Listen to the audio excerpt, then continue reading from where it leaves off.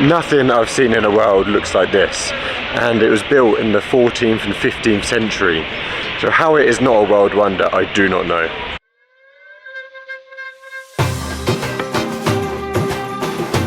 Today we're in Samarkand and we're going to see some of the top sites. Unfortunately, since arriving here, I've caught the flu and my throat is on fire, so Chloe's going to be doing most of the speaking today. We've got our 1 million som in cash, and first on list is the Bibi-khanym mosque.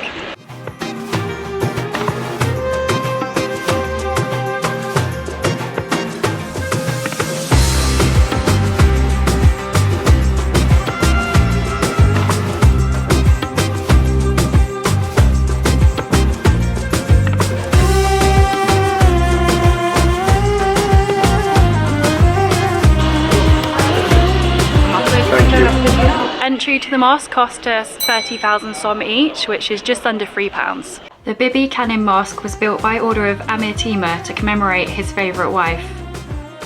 During the 15th century, this was the largest and grandest mosque in Central Asia. However, the design was far too ambitious for its time, and the walls eventually began to collapse. In the 17th century, the mosque was abandoned, and only ruins remained by the 19th century. That's site number 1. So next on our list is the Shah-i-Zinda.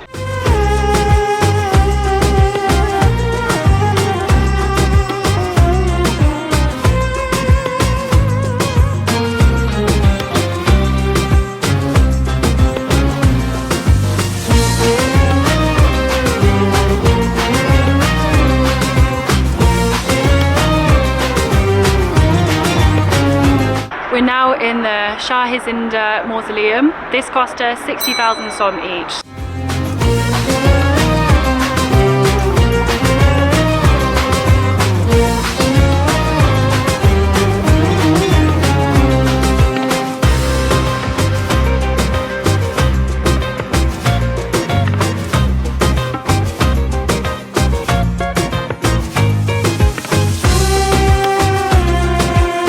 This is the Shah-i-Zinda mausoleum. The name translates to Tomb of the Living King. This name refers to the original and innermost shrine, which is on top of the gravesite of Qasim ibn Abbas, who is the Prophet Muhammad's cousin.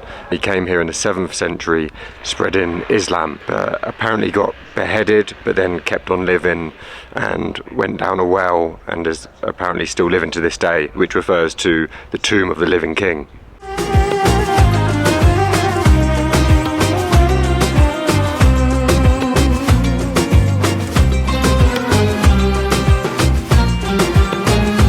We're just walking into the area where Timur, who was a great leader of Samarkand and the surrounding area, buried his sister and his wife, I believe, and it's absolutely beautiful.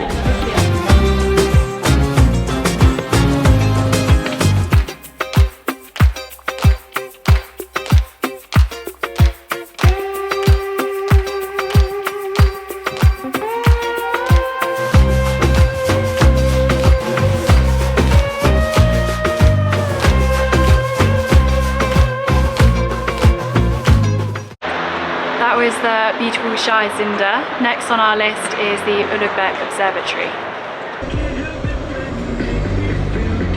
It's about a 30-minute walk from Shah-i-Zinda to the Ulugbek Observatory, so we've got a taxi. It's cost us about 10,000 som, which is around 80 pence. We're now at the Ulugbek Observatory. Ulugbek was the grandson of Timur and he's a keen astronomer, so this observatory is under his name. 2 tickets, please. Thank you. Thank you. Thank you. This cost us 60,000 som each, so just under £5 each.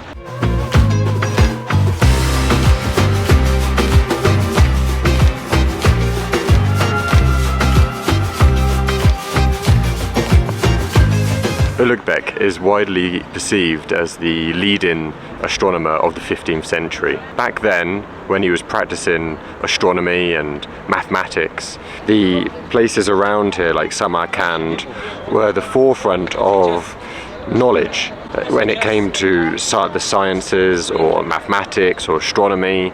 We kind of forget about it because we tilt our history towards the sort of the Western world and sort of Europe. But actually, Europe was quite a backwater when it came to researching these topics, and at the front of them was Central Asia and basically the Islamic world, who are really forward-thinking, building madrasas, which are effectively universities for pupils to study such subjects.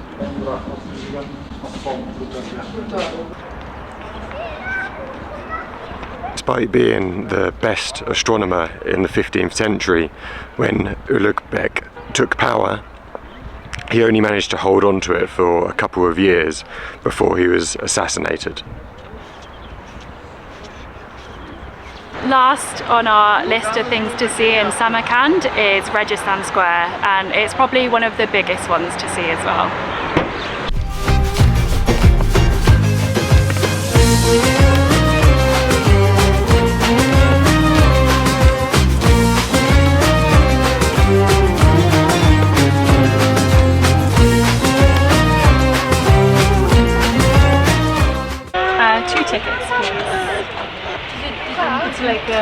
So that just cost 100,000, which is around about £8.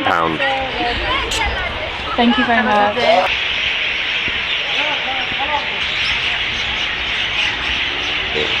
Thank you. Registan Square is in the city centre of Samarkand, and once upon a time it was the heart of the Silk Road.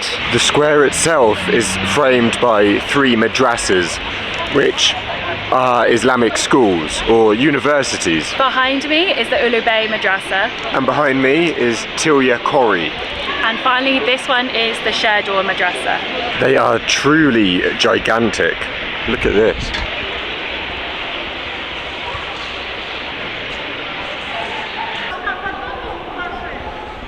We're currently inside Ulugbek University or Madrasa. The Silk Road was a network of trade routes connecting China and the Far East with Europe and the Middle East during the 2nd to 14th centuries.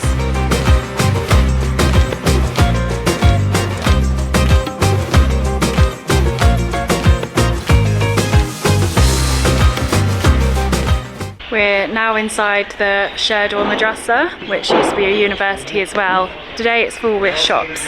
It's a bit later in the day now, and all you can hear is the birds behind us.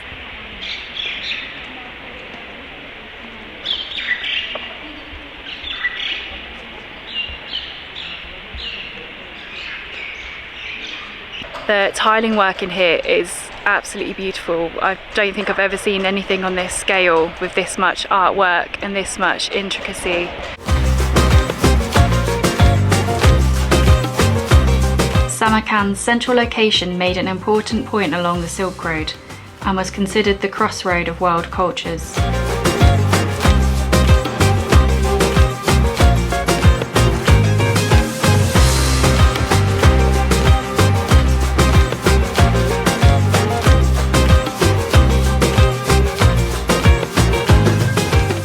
This kind of shows a little bit to scale just how much it's towering right above us. Ah! As if on cue, just lit up.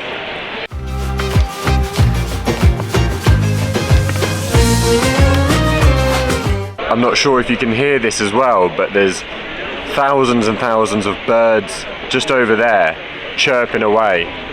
Roosting, I imagine. We're now going into the 3rd madrasa, which is the Tilya Kori.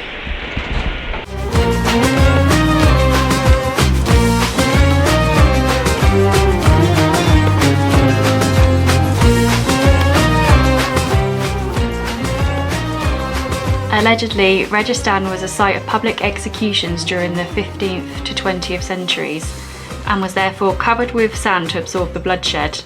This is where the square receives its name, which translates to sandy place.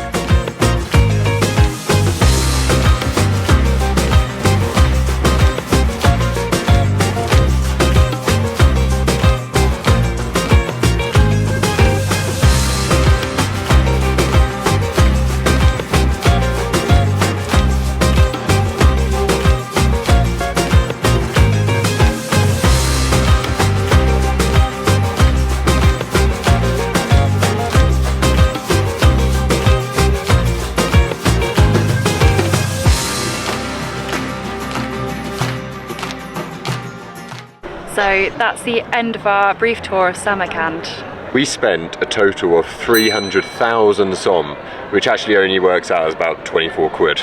Over the next few days, we're gonna see what else Samarkand has to offer and see some of the other sites. With me not feeling 100%, we haven't been able to do everything we wanted to today. However, hopefully, as Chloe said, we'll be able to fit those things in over the next few days. But thanks for watching. And goodbye from us. And goodbye from Registan Square.